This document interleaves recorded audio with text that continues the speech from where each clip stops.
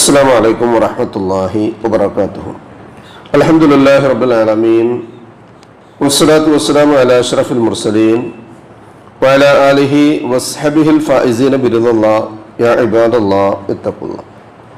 വഅൻ അബീ തൽഹ റളിയല്ലാഹു അൻഹു ഖാല ലഖൈതു സൗബാന മൗലാ റസൂലില്ലാഹി സ്വല്ലല്ലാഹു അലൈഹി വസല്ലം ഫഖുൽതു അഖ്ബിർനി ബിഅമലിൻ അഅമലുഹു യുദ്ഖിലുനി അല്ലാഹു ബിഹി അൽ ജന്ന ഔ ഖുൽതു ബിഅഹബ്ബിൽ അഅമാലി ഇലല്ലാഹി ഫസഖത സുമ്മ സഅൽതുഹു ഫസഖത സുമ്മ സഅൽതുഹു الثالثة فقال سألت عن ذلك رسول الله صلى الله عليه وسلم فقال عليك بكثرة السجود لله فإنك لا تسجد لله سجدة إلا رفعك الله بها درجة وحتى أنك بها خطيئة رواه مسلم.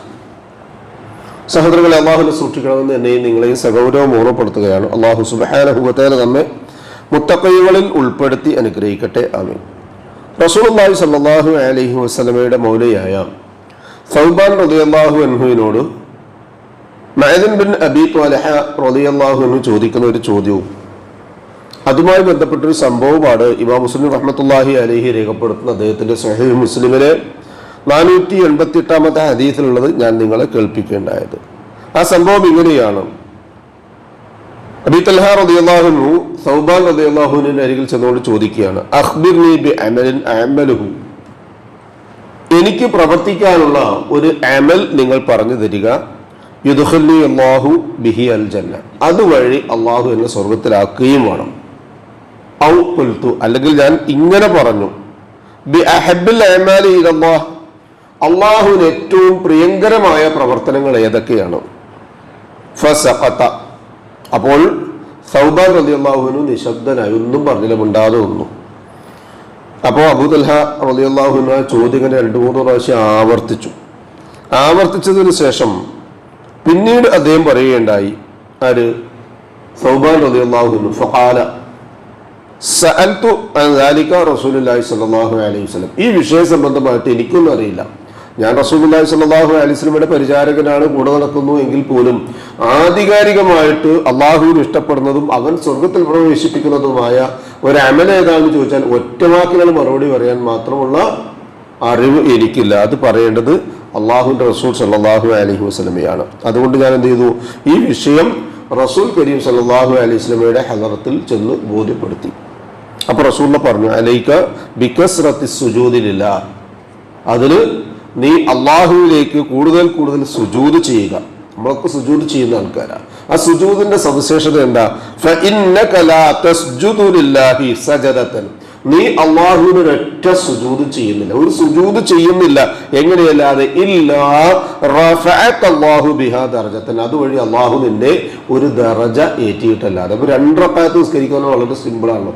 4 സുജൂദാണ് ഉള്ളത്, 4 സ്റ്റെപ്പാണ് അള്ളാഹുവിലേക്ക് ഉയർത്തപ്പെടുന്നത്.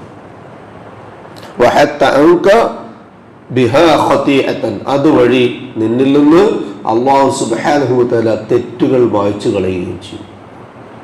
ഒരു സുന്നത്ത് നിസ്കരിച്ചാൽ 4 തെറ്റ്, ഏറ്റവും മിനിമം 4 തെറ്റുകൾ അവനവന്റെ ജീവിതത്തിൽ അറിഞ്ഞോ അറിയാതെയോ വന്നു പോയിട്ടുണ്ടെങ്കിൽ അത് അള്ളാഹു മായ്ച്ചു കളയുകയും 4 പദവികൾ, നമ്മൾ ആഗ്രഹിക്കാത്ത സ്വർഗത്തിലെ ദർജ, ഇവിടുന്ന് എന്തെങ്കിലും ഡെസിഗ്നേഷൻ, ഒരു 1500 ദിർഹംസിനോ അല്ലെങ്കിൽ 1500 റിയാലിനോ ജോലി ചെയ്യുന്ന, അല്ലെങ്കിൽ 15,000 ഇന്ത്യൻ മണി ബേസ്മെന്റ് ശമ്പളമുള്ള ഒരാള് ഒരു ഡെസിഗ്നേഷൻ, ഒരു പദവി കൂടി ഉയർന്നിട്ട്, സാധാരണ ഒരു ഫറാഷ് എന്ന് പറഞ്ഞാൽ ഓഫീസ് ബോയ് ആയിരുന്നു, അവിടുന്ന് ഒരു പിയൂണായിട്ട് മാറി. എന്തൊരു സന്തോഷമായിരിക്കും. എന്നാൽ അള്ളാഹുവിന്റെ സ്വർഗത്തിൽ പദവികൾ ഇങ്ങനെ ഉയർന്നു വരിക. അതുകൊണ്ട് തന്നെ നിസ്കാരം ഒരു കേവലം ചടങ്ങാകരുത്. സകല തിന്മകളുടെയും അന്തകനും സകല നന്മകളുടെയും കേദാരവുമായി അത് മാറണം. അതാണ് അള്ളാഹു പ്രഖ്യാപിത ലക്ഷ്യമായിട്ട് പഠിപ്പിച്ചത്. ഇന്ന സ്വലാത്ത തൻഹാ അനിൽ ഫഹ്ശാഇ വൽ മുൻകർ, എല്ലാവിധ നീചവും നികൃഷ്ടവുമായ കാര്യങ്ങളിൽ നിന്ന് മനുഷ്യനെ അത് മാറ്റിക്കളയും. നമ്മൾ മാറിയിട്ടുണ്ടോ? അല്ലെങ്കിൽ നമ്മളെ കൂട്ടത്തിൽ പല ആൾക്കാരും മാറാത്തത് എന്തുകൊണ്ടാണ്? ആ സ്വഭാവം അങ്ങനത്തെ 40 കൊല്ലം നിസ്കരിച്ചിട്ടും 45 കൊല്ലം നിസ്കരിച്ചിട്ടും ആ നിസ്കാരം അതേപോലെ നിസ്കരിച്ച് പോകുന്നുണ്ട്. സ്വിച്ചിട്ടാൽ ഫാന് കറങ്ങുന്നത് പോലെ. ഒരുപക്ഷെ സ്വിച്ച് കേടുവന്നാൽ സ്വിച്ച് മാറ്റും, ഫാന് പ്രവർത്തനം നിന്നാൽ ഫാന് മാറ്റും, AC വെക്കും, ഒക്കെ റെഡിയാണ്. പക്ഷെ നമ്മളിപ്പോഴും നമ്മൾ തന്നെയല്ലേ, ഞാനിപ്പോഴും ഞാൻ തന്നെയല്ലേ. ആ നിസ്കരിച്ചിട്ട് എൻ്റെ സ്വഭാവത്തിൽ എനിക്ക് പറയാൻ പറ്റുന്ന എന്തും മാറ്റം ഉണ്ടായി എന്ന് പരിശോധിക്കുമ്പോഴാണ് യഥാർത്ഥത്തിൽ നിസ്കാരത്തിനോ സുജൂദിനോ അല്ല പ്രശ്നം, ശരിയായ രൂപത്തിലും ശരിയായ ലക്ഷ്യത്തിലും എത്താത്ത നിസ്കാരങ്ങൾ. റസൂലുള്ളാഹി സ്വല്ലല്ലാഹു അലൈഹി വസല്ലം ഒരിക്കൽ സ്വഹാബത്തിനോട് ചോദിച്ചു, നിസ്കാരം എന്ന് പറഞ്ഞാൽ എന്താ? മൽ മുറാദു ബിസ്വല എന്നുകൊണ്ട് അവർ പറഞ്ഞവർക്ക് അറിയുന്നൊക്കെ പറഞ്ഞു. നിസ്കാരത്തിന്റെ ബാഹ്യവും ആന്തരികവുമായ ലക്ഷ്യങ്ങളെ സംബന്ധിച്ചൊക്കെ പറഞ്ഞു. എന്നിട്ട് റസൂലുള്ളാഹി സ്വല്ലല്ലാഹു അലൈഹി വസല്ലം അതൊന്നും മതി വരാതെ ഇങ്ങനെ ഇരുന്നപ്പോൾ നമുക്ക് തോന്നുമല്ലോ ആ ഉത്തരം ശരിയായിട്ടില്ല. അപ്പൊ സ്വഹാബത്തിൽ പ്രഗത്ഭരായ ആൾക്കാർ തന്നെ റസൂലുള്ളാഹി സ്വല്ലല്ലാഹു അലൈഹി വസല്ലം ചോദിച്ചു, അല്ലാഹുവിന്റെ റസൂൽ നിങ്ങളോട് പറഞ്ഞു തരും എന്താ ഇപ്പൊ നിസ്കാരത്തിന്റെ യഥാർത്ഥമായ മുറാദ്. അപ്പൊ റസൂലുള്ളാഹി സ്വല്ലല്ലാഹു അലൈഹി വസല്ലം റഅയ്തു അബൂ ഹുറൈറ റളിയല്ലാഹു അൻഹു നിവേദനം ചെയ്യുന്ന ഹദീസ് ഇമാം മുസ്ലിം റഹ്മത്തുള്ളാഹി അലൈഹി 667 ഹദീസ് നമ്പറായി, ഇമാം ബുഖാരി റഹ്മത്തുള്ളാഹി അലൈഹി 528 ഹദീസ് നമ്പറായി രേഖപ്പെടുത്തും. നിങ്ങൾ കണ്ടിട്ടുണ്ടോ? ലൗ അന്ന നഹ്റൻ ബി ബാബി അഹദിക്കും, നിങ്ങളിൽ ഏതെങ്കിലും ഒരാൾ വീടിന്റെ മുമ്പിൽ കൂടി ഇങ്ങനെ ഒരു പുഴ ഇങ്ങനെ ഒഴുകി പോകുന്നുണ്ട്. യഗ്സിലു മിൻഹു കുല്ല യൗമിൻ 5 മറാത്തിൻ, അയാൾ ആ പുഴയിൽ ഇറങ്ങിയിട്ട് ദിവസം 5 പ്രാവശ്യം കുളിക്കുന്നുണ്ടെങ്കിൽ ഹൽ യബ്ഖ മിൻ ദർനിഹി ഷൈഉൻ, അയാളുടെ ശരീരത്തിൽ വല്ല പൊടിയോ ചെളിയോ വിയർപ്പോ മാലിന്യങ്ങളോ ഉണ്ടാവുമോ? സാധാരണ വലിയ ബുദ്ധിയൊന്നും വേണ്ട, അതിനെ ചിന്തിച്ചാൽ മനസ്സിലാക്കാൻ ഒരു കാര്യം. കാലൂർ പറഞ്ഞു ലാ യബ്ഖ മിൻ ദർനിഹി ഷൈഉൻ, അയാളുടെ ജീവിതത്തിൽ ഒരു പൊടി പടലും ഉണ്ടാവില്ല, ശരീരത്തിൽ ഉണ്ടാവില്ല. ഫഖാല ഫദാലിക മസലു സലവാത്തിൽ ഖംസ് യംഹു അല്ലാഹു ബിഹിന്നൽ ഖത്വായ, ഇതാണ് ഒരു നിസ്കാരത്തിന്റെ ശരിയായ രൂപം, ഇതാണ് ശരിയായ ഒരു നിസ്കാരത്തിന്റെ ഉപമ.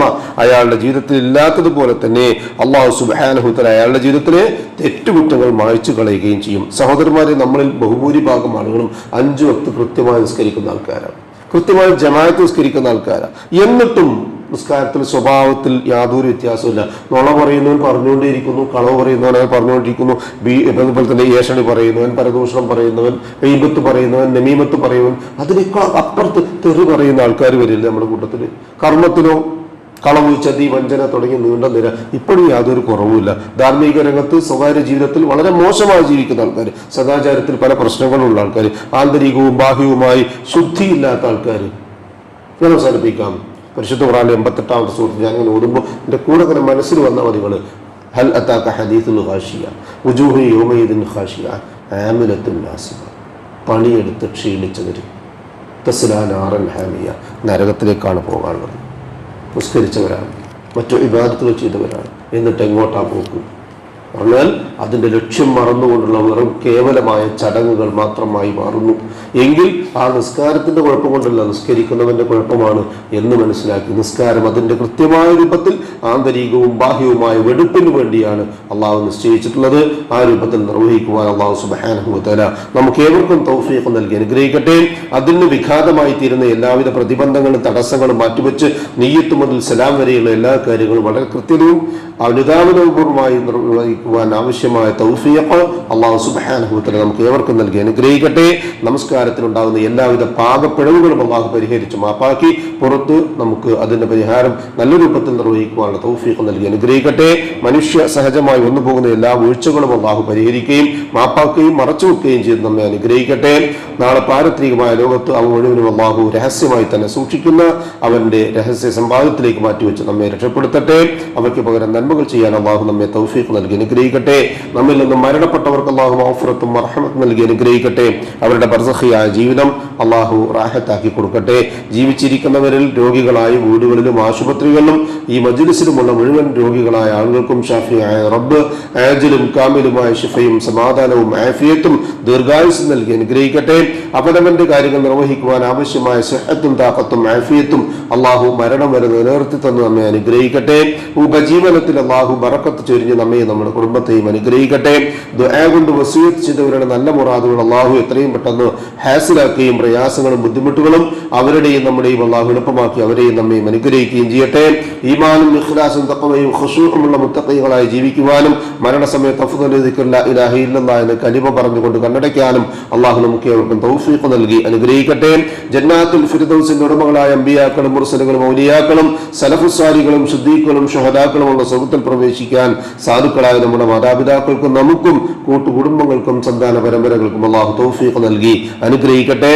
اللهم اغفر للمؤمنين والمؤمنات والمسلمين والمسلمات الأحياء منهم والأموات إنك مجيب الدعوات يا قاضي الحاجات ربنا تقبل منا إنك أنت السميع العليم وتب علينا إنك أنت التواب الرحيم واغفر لنا يا غافر المذنبين ربنا هب لنا من أزواجنا وذرياتنا قرة أعين واجعلنا للمتقين إماما ربنا ظلمنا أنفسنا وإن لم تغفر لنا وترحمنا لنكونن من الخاسرين اللهم أجرنا من النار اللهم أجرنا من النار اللهم أجرنا وأجر والدينا من النار ربنا آتنا في الدنيا حسنة وفي الآخرة حسنة وقنا عذاب النار آمين آمين آمين برحمتك يا أرحم الراحمين